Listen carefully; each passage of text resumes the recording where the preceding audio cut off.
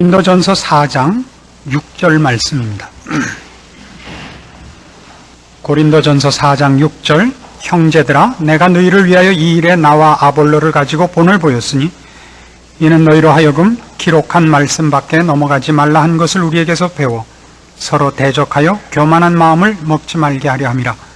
누가 너를 구별하였느냐? 네게 있는 것 중에 받지 아니한 것이 무엇이냐?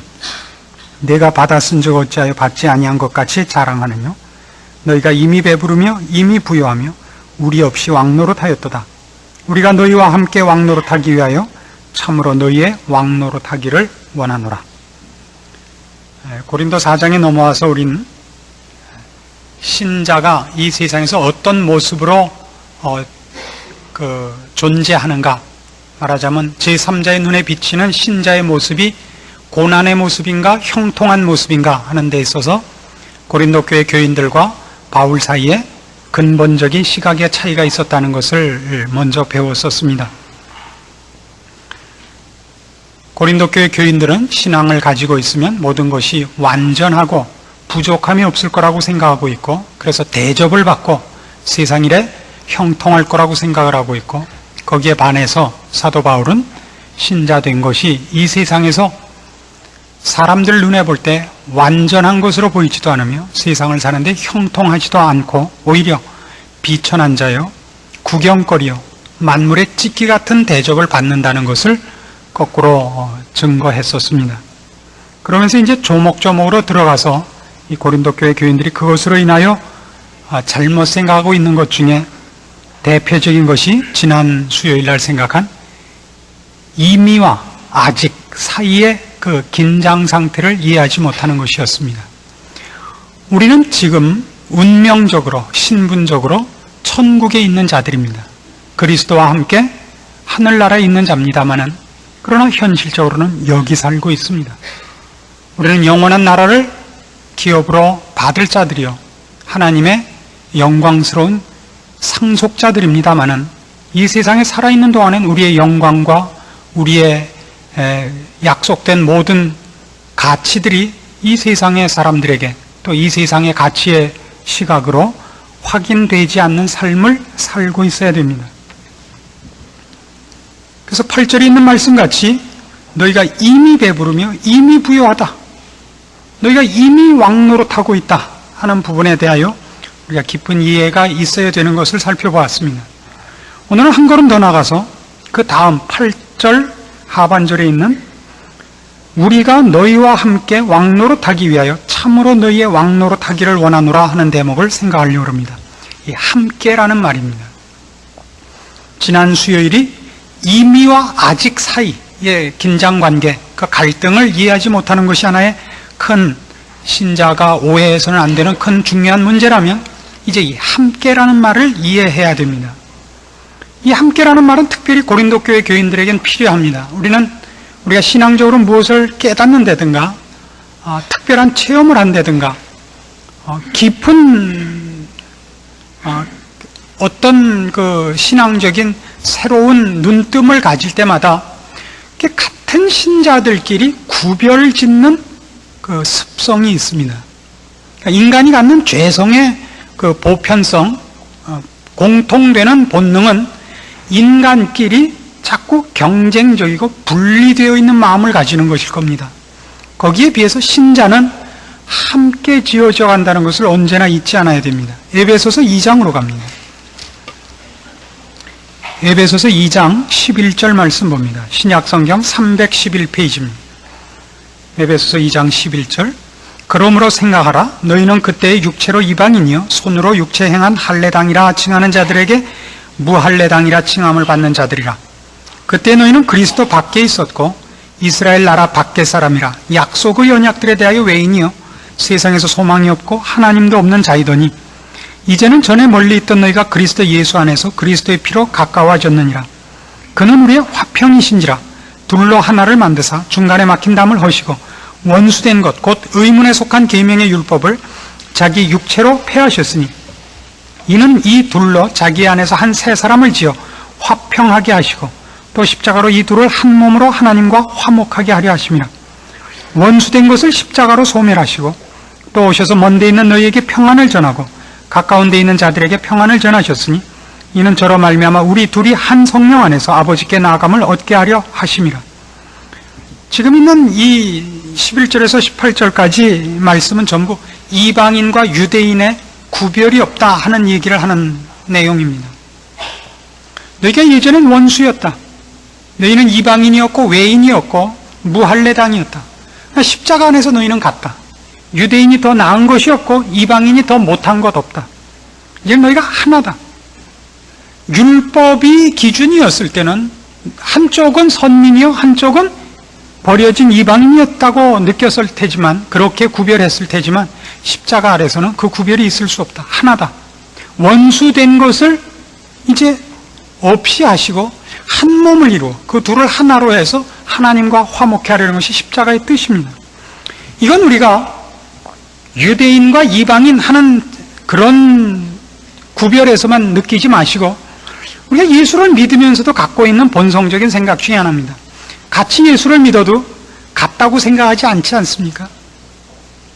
신자들끼리도 좀 잘난 신자가 있고 좀 못한 신자가 있다는 생각을 누구나 하지 않습니까?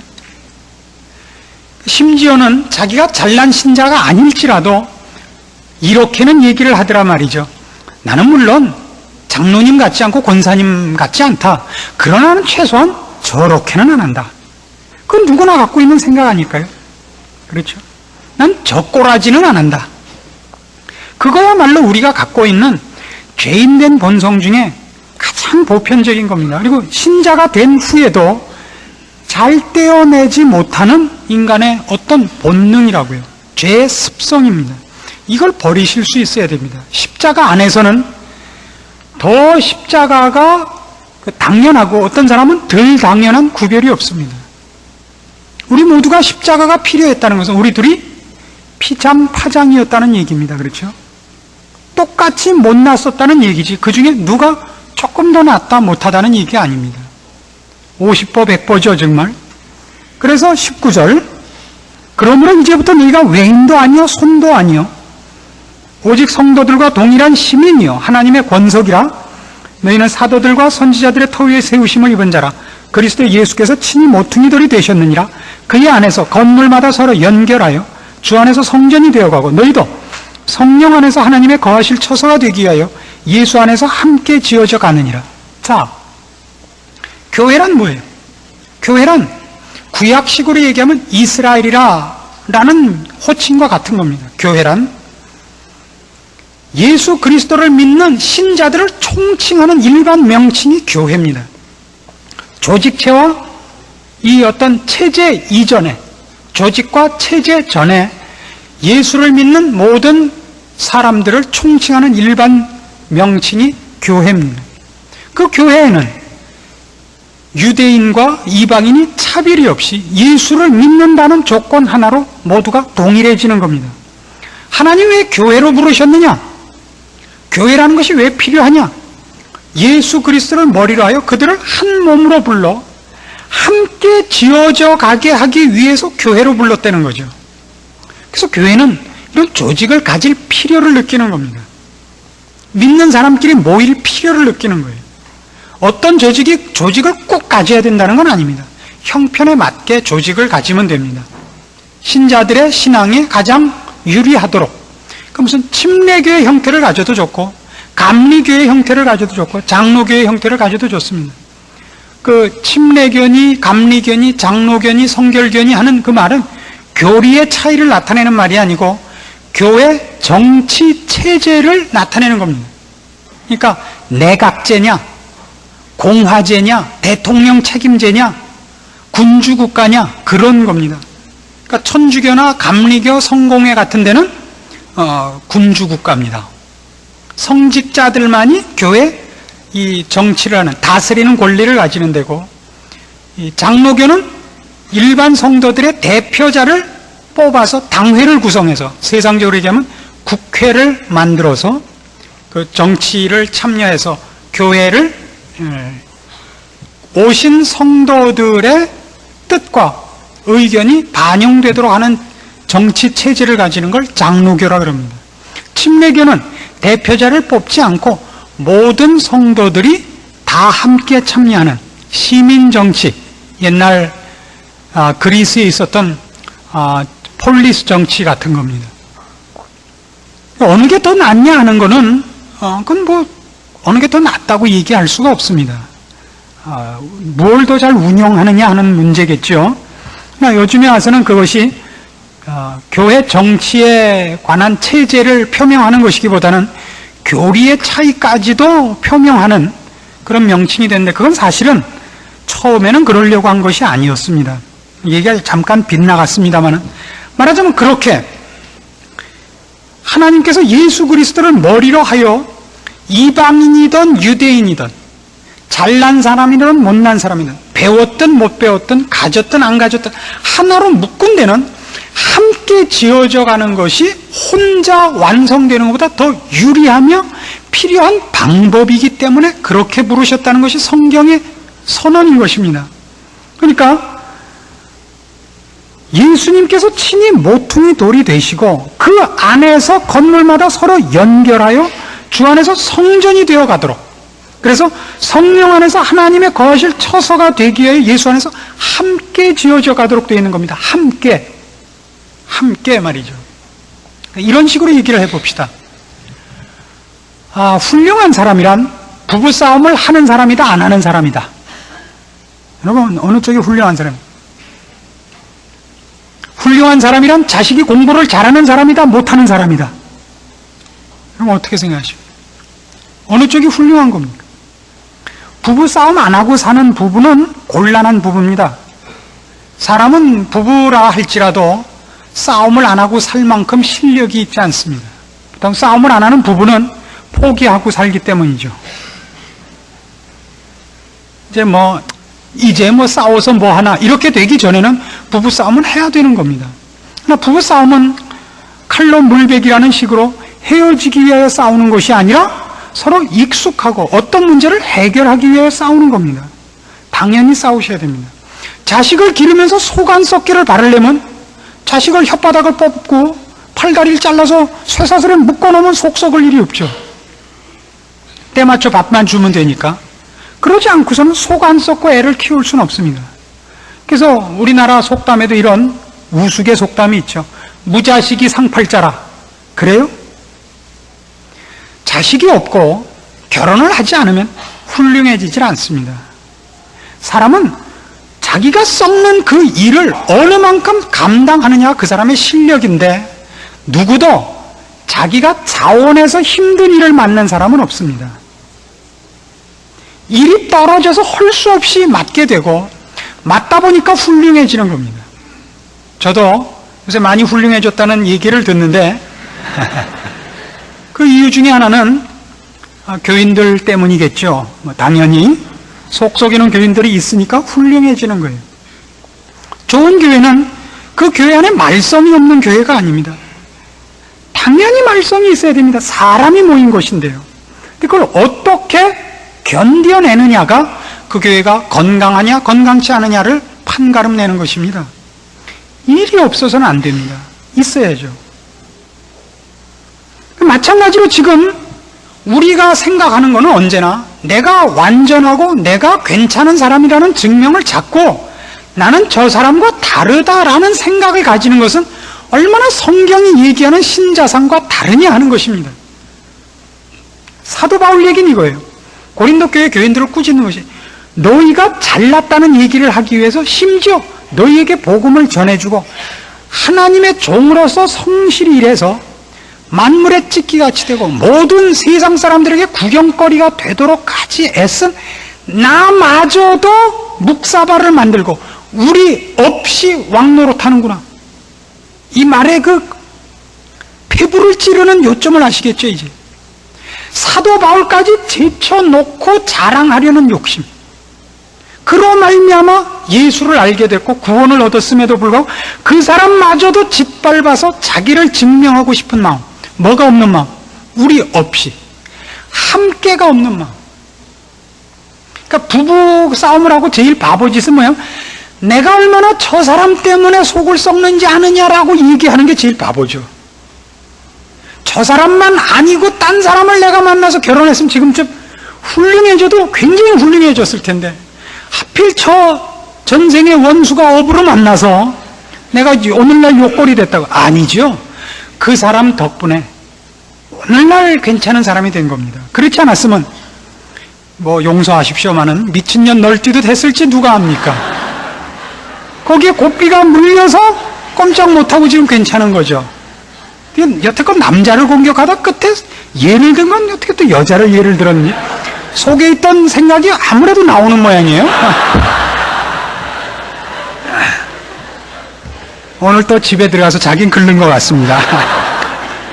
저 교회에서 철야를 하는 수밖에 없지 않나 이렇게 생각을 하면서, 그럼 말씀인데 또 목숨을 걸고 제가 안전할 수도 없고요. 그래서 우리 없이라는 이 말을 여러분이 명심하셔야 돼요. 그러니까 교회에 대해서도 여러분이 신앙생활 때 누구가 없으면 이라는 생각을 갖는 건 벌써 틀린 거라고요. 누가 없으면이라는 생각. 우리 교회에 누가 없으면 우리 교회가 더 훌륭할 텐데, 키우는 애 중에서도 저놈만 없었어도 내가 덜 속이 썩었을 텐데, 그렇죠? 이것같이 무식한 발언은 없다 이거예요. 신자는 하나님이 바로 그 자식을 허락하고 그 부인, 그 남편, 그 부모, 그 교회에 모아준 이유는 그 사람이 꼭 필요하기 때문이란 말이에요. 꼭 더도 덜도 말고 바로 그 사람이 필요해서, 그 일이 필요해서, 그래서 모아주신 거예요. 함께 지어져 가게 돼 있다고요. 그 사람 덕분에 내가 괜찮아지고 있고 내 덕분에 그 사람도 유익을 본다는 걸 잊지 마십시오. 그 사람이 없으면 내가 훨씬 못한 사람이 될 뻔했다, 이런 생각을 하셔야 됩니다. 이것이 우리가 갖는 신자로서 아주 중요한 생각입니다. 이건 어디서부터 시작을 하냐면 주님의 십자가 자체가 품고 있는 메시지입니다. 바로 그 에베소서 2장 5절로 가보십시오. 구원 자체를 이렇게 얘기합니다. 에베소서 2장 5절입니다. 허물로 죽은 우리를 그리스도와 함께 살리셨고 너희가 은혜로 구원을 얻은 것이라. 또 함께 일으키사 그리스도 예수 안에서 함께 하늘에 앉히시니 이는 그리스도 예수 안에서 우리에게 자비하심으로써 그 은혜의 지극히 풍성함을 오는 여러 세대에 나타내려 하심이니라. 우리를 어떻게 구원했죠? 예수님은 사망이 이길 수 없습니다. 예수님이 우리를 그 안에 품음으로써, 그렇죠?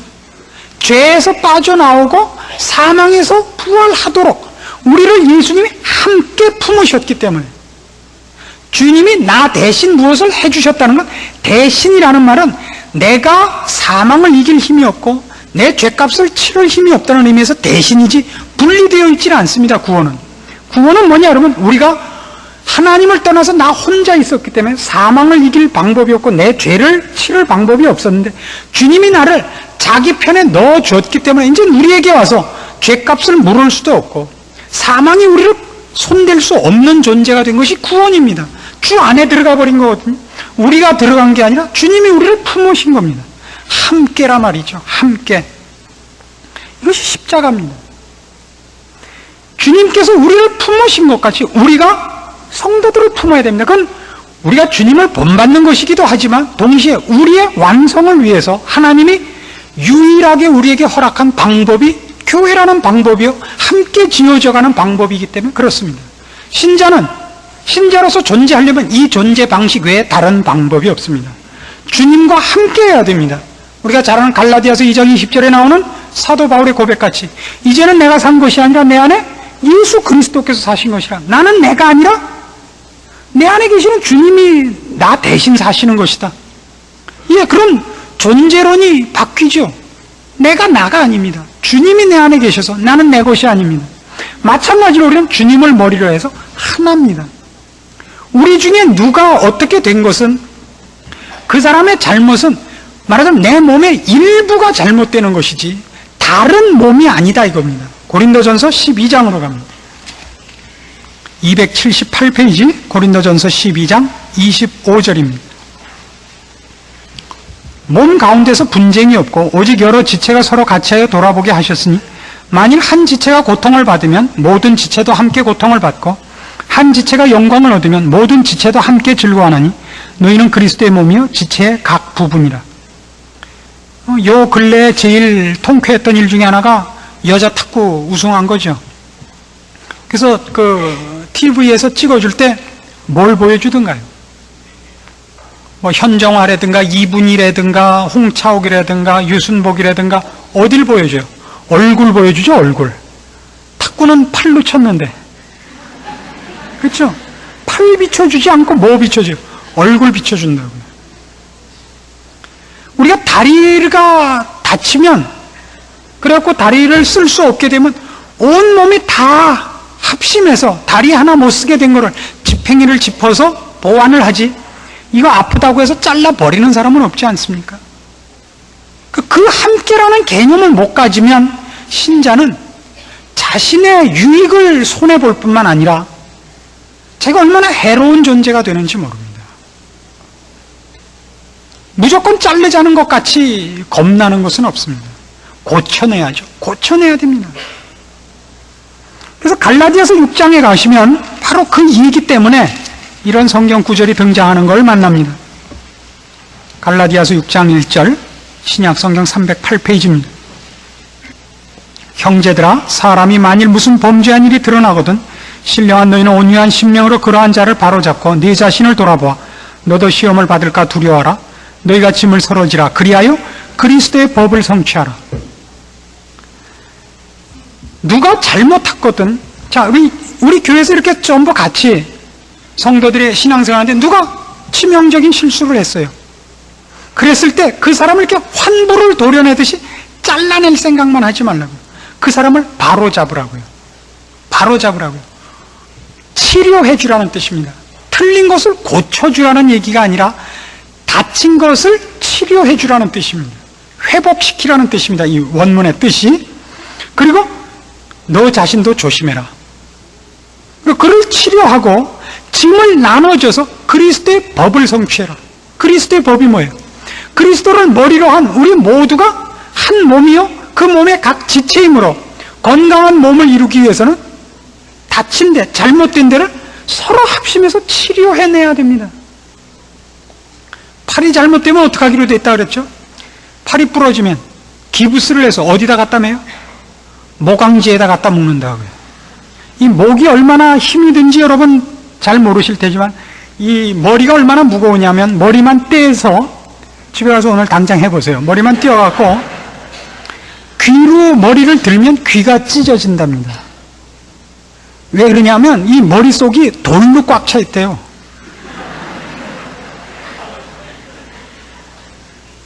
이 들면 이게 찢어질 만큼 무거운 게 사람 머리인데 그걸 이 목이 버티고 있는데 이게 가만히 있질 않죠. 그렇죠? 이 머리가 가만히 있는 사람이 어디 있습니까?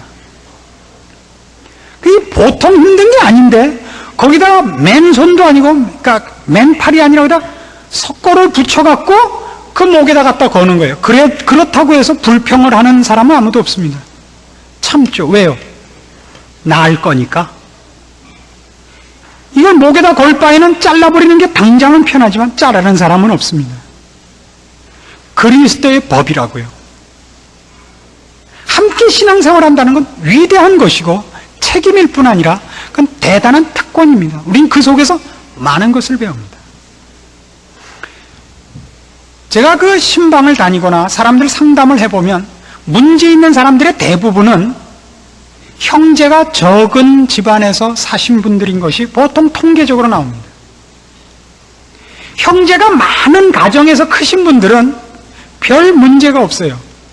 그건 형제가 많은 집에서 큰 사람들에게는 고통스러운 일이 적게 일어나고 형제가 적은 집에서 큰 분은 고통스러운 일을 많이 받는 것이 아니라 똑같은 일에 대한 그 일을 감당하는 수준의 차이가 난단 말이죠. 형제가 많은 집에서는 베라빌 일을 다 겪었기 때문에 어지간한 일을 갖고는 문제를 삼질 않는데, 그렇지 않은 형제가 몇 없는 집에서 큰 분들은 별볼 없는 일에 그저 놀래갖고 뛰어와요. 가만히 생각해 보십시오. 그래서 이제 나중에 여러분이 시어머니 다 하실 거니까 이런 거 조심하셔야 돼요. 저 아들 하나밖에 없는 집, 아들 하나, 딸 하나, 이 집이 어렵습니다. 아들이 여럿 있으면 며느리를 여럿을 보면 시어머니가 훌륭해져요. 별 꼴을 다 보기 때문에 하나밖에 안 보면 요 며느리가 몽땅 잘못됐다고 생각을 하게 됩니다. 어떻게 아냐고요? 그러니까 목사지요. 자식도 우리가 지금 하나 둘밖에 안 키워서 사실은 문제가 있지 않나 싶습니다. 자식도 한 타스쯤 키우면 뭐 이렇게 어디 소풍 갔다 오다 하나쯤 없어져도 별로 놀라지 않는데 까짓거 뭐 12이나 11 그게 그건데 둘이니까 하나가 없으면 절반이 없어졌는데 얼마나 심각해요. 많이 낳는 건데 잘못했죠. 뭐 저도 둘밖에 없습니다만 어떻게 하냐고요? 여러분들이 다 제 자식이죠. 뭐 여러분 물론 뭐 또 다르게 생각하겠습니다만은 그 뭐 생각이야 자유죠. 그래서 이 그리스도의 법을 성취한다는 것이 무엇인지를 알아야 됩니다. 함께 가는 겁니다. 함께. 팔 하나가 길다는 것은 다른 팔이 짧다는 약점으로 보이지, 이 팔은 길다 이렇게 얘기 안 해요. 그렇죠? 다리가 하나 길다 그래서 좋겠다 그래요? 짝짝이라 그러지 한쪽 다리가 길어서 좋겠다 이렇게 얘기하는 사람은 없습니다. 같이 기장이 같아야 되는 거예요. 짧으려면 같이 짧고 길려면 같이 긴 게 낫지, 한쪽 다리는 길고 한쪽 다리는 짧다 그럼 뭐 심각한 거죠. 밤낮 차도하고 보도, 한쪽 발은 차도로 한쪽 발은 보도로 걸어야 되는 거예요. 우린 오해하는 겁니다. 함께 지어져 가는 겁니다. 교회란 그래서 참으로 신비로운 장소입니다. 하나님께서 우리를 교회로 부르셨다는 건 대단한 것이죠. 그래서 에베소서 4장으로 갑니다. 성경이 우리에게 많이 부탁하고 권면하는 것 중에 이런 말씀이 있다는 걸 다시 한번 상기합시다. 에베소서 4장 1절입니다. 신약성경 313페이지입니다. 그러므로 주 안에서 갇힌 내가 너희를 권하노니 너희가 부르심을 입은 부름에 합당하게 행하여, 이 부르심이라는 걸 명심하십시오. 모든 겸손과 온유로 하고 오래 참음으로 사랑 가운데서 서로 용납하고, 이런 단어가 많은 걸 알아야 돼요. 성경에는 평안에 매는 줄로 성령에 하나 되게 하신 것을 힘써 지키라. 몸이 하나이요 성령이 하나이니 이와 같이 너희가 부르심의 한 소망 안에서 부르심을 입었느니라. 주도 하나이요 믿음도 하나이요 세례도 하나이요 하나님도 하나이시니 곧 만유의 아버지시라. 만유에 계시고 만유를 통일하시고 만유 가운데 계시도다. 부르심에 합당하게 행하라. 어떻게 부르심을 받았다고요? 그리스도 예수 안에서 같은 성령으로, 한 성령 안에서 하나로 부름을 받았다. 함께 부름을 받았다. 한 몸으로 부름을 받았다. 그래서 여러분의 신앙이 옳으냐 그르냐를 따질 때 이 함께에 대한 만족도가 얼마나 있느냐, 이 함께 신앙생활을 함께 하기 위한 참음과 용납과 용서와 인내와 기도가 얼마나 있느냐를 물으셔야 되는 겁니다. 이게 신자의 자기 신앙을 확인해보는 가장 좋은 기준입니다. 고린도후서 8장에 가시면 이런 식의 권면이 있습니다. 고린도후서 8장 9절입니다. 신약성경 294페이지. 우리 주 예수 그리스도의 은혜를 너희가 알거니와 부요하신 자로서 너희를 위하여 가난하게 되심은 그의 가난함을 인하여 너희로 부요케 하려 하심이니라. 이 말씀을 명심하십시오.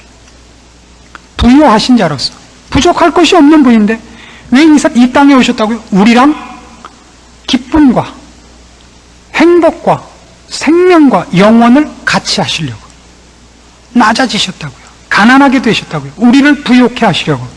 그래서 로마서 15장에는 같은 뜻을 이런 식으로 또 권면하고 있습니다. 로마서 15장 5절입니다. 로마서 15장 5절. 이제 인내와 안위의 하나님이 너희로 그리스도 예수를 본받아 서로 뜻이 같게 하여 주사 한 마음과 한 입으로 하나님 곧 우리 주 예수 그리스도의 아버지께 영광을 돌리게 하려 하노라. 이러므로 그리스도께서 우리를 받아 하나님께 영광을 돌리심과 같이 너희도 서로 받으라. 그럼 오늘 우리가 읽었던 본문은 뭐였죠? 지적이 너희가 우리 없이 왕노릇하는구나. 그렇죠? 너희가 우리 없이 왕노릇하는구나.